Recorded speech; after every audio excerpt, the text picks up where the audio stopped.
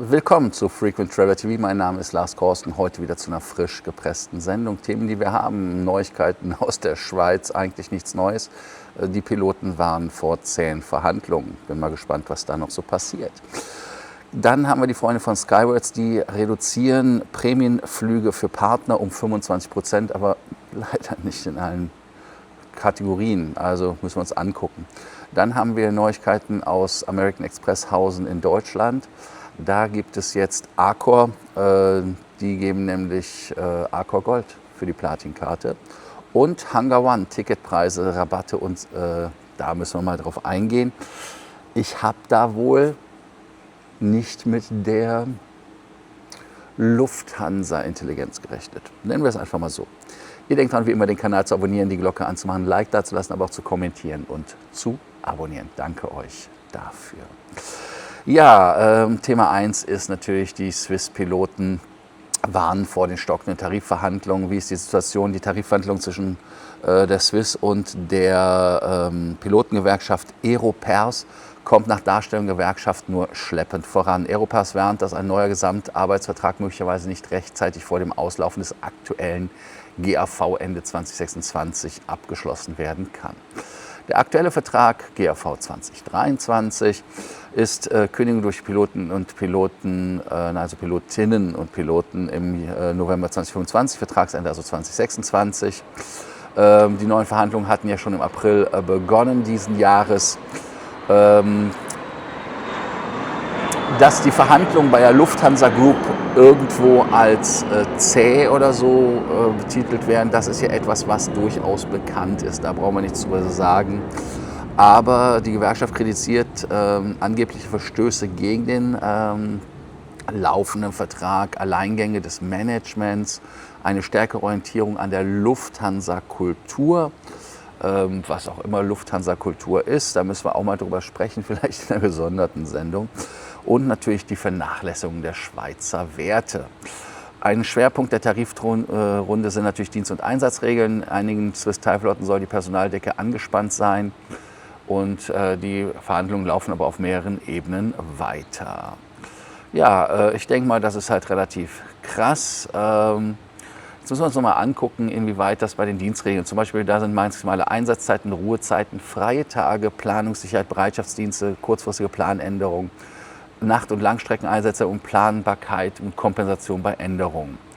Und das ist halt nicht nur eine Komfortfrage, das muss man ehrlicherweise bei den Piloten sagen. Da gibt es natürlich um Fatigue, also Ermüdungsmanagement, Flugsicherheit, Familienleben, Gesundheit und auch die Attraktivität des Arbeitsplatzes und die langfristige Personalbindung.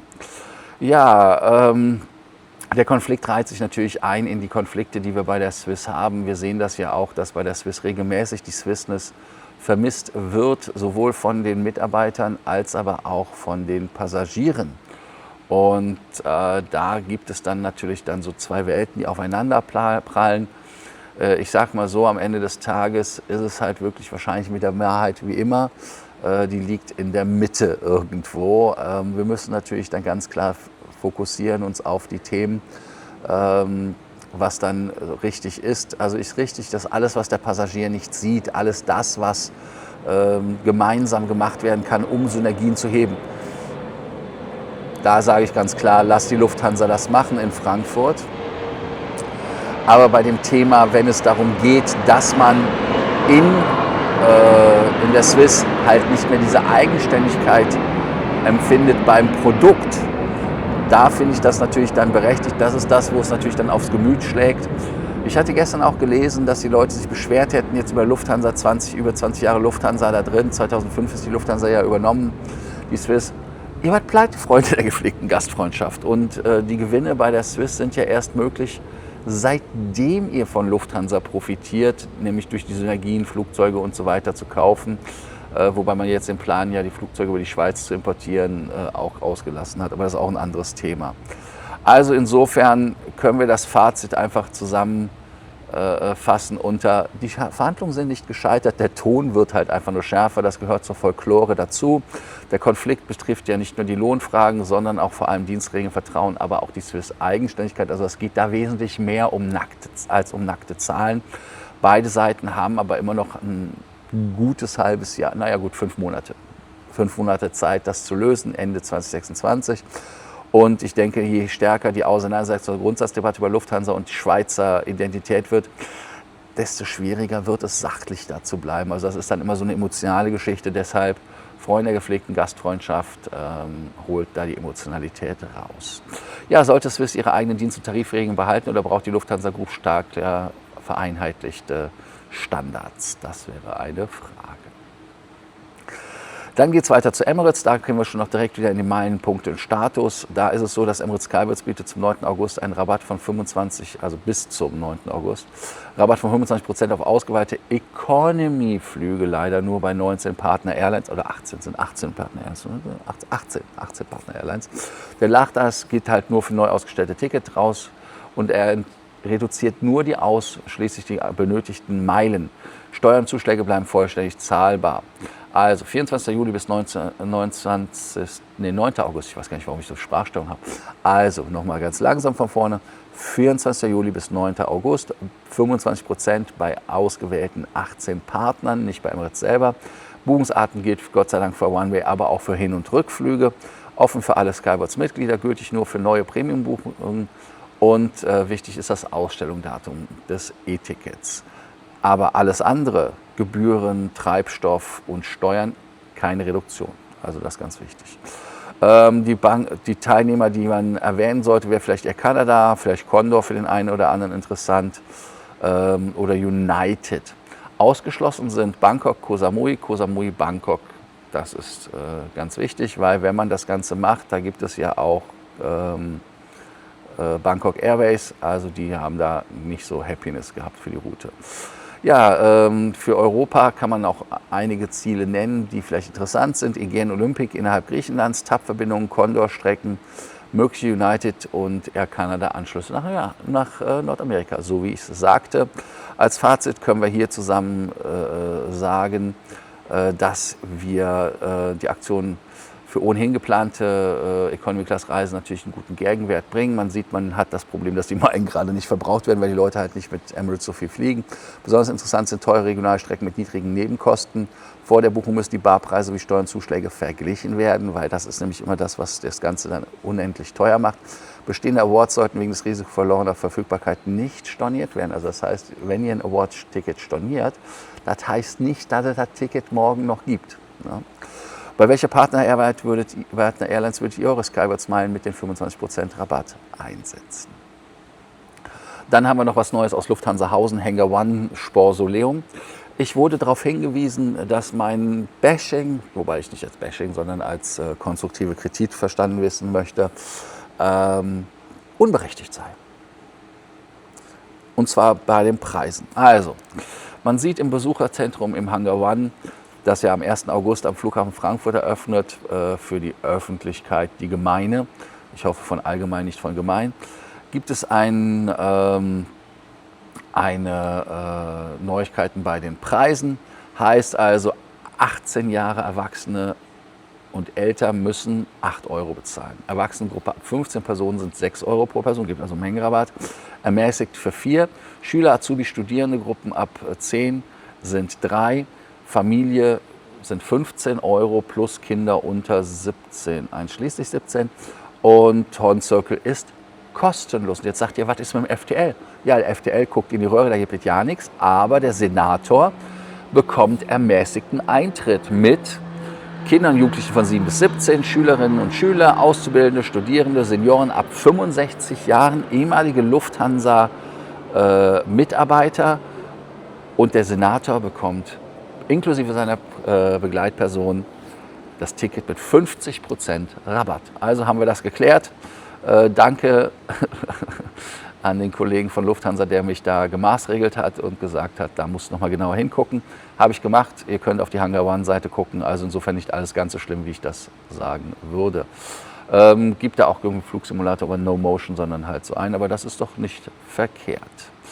Ja, ich denke mal, als Fazit können wir sagen, Hangar One ist natürlich vergleichsweise zugänglich. Man kann ja auch am Fenster kleben, wenn man nur will. Besonders fair wirken natürlich die Preise. Horn Circle wird kostenlos beim Eintritt oder der kostenlose Eintritt ist eine klare Bevorzugung des Horn Circles. Man gibt ja auch genug Geld bei Lufthansa aus. Und Senatoren erhalten zumindest eine Ermäßigung mit Begleitung. Wobei, war beim Horn die Begleitung kostenlos dabei? Weiß ich gar nicht. Glaube eher nicht. Also insofern könnt ihr da natürlich euch das Ganze anschauen. Wäre das für euch ein Besuch wert im Hangar One? Vor allem, was wäre für euch der Hauptbesuchsgrund? Die Juve 52, die Superstar, die Ausstellung, der Shop oder der Simulator. Und den Shop übrigens, muss ich auch noch sagen, den gibt es immer noch. Mal gucken, wie er angenommen wird. Ja, jetzt geht es weiter beim letzten Thema mit American Express. Die haben ja von sich reden gemacht, dass die teurer werden, aber die Leistungen immer weniger werden. In Niederlanden sind sie sogar bei 900 € mittlerweile, das finde ich krass. American Express führt eine neue globale Statuspartnerschaft ein in teilnehmenden Ländern. Also es geht nicht nur für Deutschland, sondern auch für Österreich und Australien, Kanada, Hongkong. Ich habe, das habe ich gar nicht gefunden, muss ich noch mal gucken. Ne? Also insofern gibt es jetzt den Goldstatus für alle, die die Karte haben, und zwar Consumer Platinum, Small Business Platinum, Corporate Platinum. Und Accor hat 45 Marken, ist also ein gutes Thema, ist natürlich für den Lounge-Wegfall und die Preiserhöhung nicht unbedingt das Geilste, aber besser als nichts, wie man so schön sagt. Deshalb für euch nochmal dazu in meinen Augen so als Fazit zu sagen, Accor Gold ist halt eine sinnvolle Ergänzung für Platin-Inhaber, nochmal zusätzlichen Status zu haben mit regelmäßigen Accor-Aufenthalten, macht das Ganze natürlich richtig Sinn. Der Status bietet jedoch kein garantiertes Frühstück, muss man der Ehrlichkeit halber sagen, keinen allgemeinen Loungezugang, aber es kompensiert halt nicht für die regelmäßigen Lufthansa-Flieger, die keinen Status haben wie Senator oder sowas, den Loungezugang, der weggefallen ist. Und vor Aktivierung solltet ihr natürlich den offiziellen länderspezifischen Prozess abwarten und dann den AL-Konto, das ihr schon habt, also All Life Limitless, das so Accor Life Limited, egal wie, sollt ihr dann nutzen. Ist der Gold für euch auch ein angemessener Ausgleich für den Wegfall des Lufthansa-Loungezugangs oder halt nicht? Ihr denkt dran, den Kanal zu abonnieren, die Glocke anzumachen, ein Like dazulassen. Ich fasse nochmal das Fazit zusammen. Bei Swiss verschärft sich der Konflikt für die Arbeitsbedingungen und Einfluss der Lufthansa Group. Und der Tarifkonflikt ist leider nicht nur ein eigenständiges Thema, sondern es geht da auch um Emotionen, Swissness und so weiter, was natürlich schade ist. Aber ich bin mal gespannt, wie das ausgeht. Emirates versucht Skywards-Meilen loszuwerden bei Partnern, weil bei den eigenen wird man es halt nicht so, weil die Leute wollen nicht über Dubai fliegen. Aber denkt dran, dass ihr die Preise vergleichen solltet. Hangar One, entweder hat man mal Kritik gehört, was ich glaube, aber man hat es schon vorher bedacht, was sehr gut ist. Also insofern für den einen oder anderen durchaus interessant. American Express reagiert auf den Verlust eines wichtigen Airline-Vorteils mit dem Hotelvorteil. Ich weiß es nicht. Aber auf jeden Fall ist der Goldzugang nützlich für viele, die kein gleichwertiger Ersatz für Lufthansa, muss man ganz ehrlich sagen. Und ich denke mal, dass das gemeinsame Thema, was wir heute sagen können, Reiseanbieter differenzieren Kunden immer stärker nach Status am Arbeitsplatz, bei Premiumflügen, Museum und im Hotel. Also überall, wo man halt ist, im Sportsoleum geht es weiter mit Statusdiskriminierung. Bei der FDL kriegt ja nichts. Ja, für euch wie immer dann auf School und dann könnt ihr die Frage diskutieren. Tagesfrage, die ich heute sagen würde, sollte Swiss eigene Tariflinien behalten oder Lufthansa Standards übernehmen? Und dann natürlich die letzte Frage, kompensiert dieser Accor Gold-Status den Wegfall vom Lufthansa Lounge? Also, ich freue mich auf euch und bis zur nächsten Sendung. Bis dann. Ciao, ciao.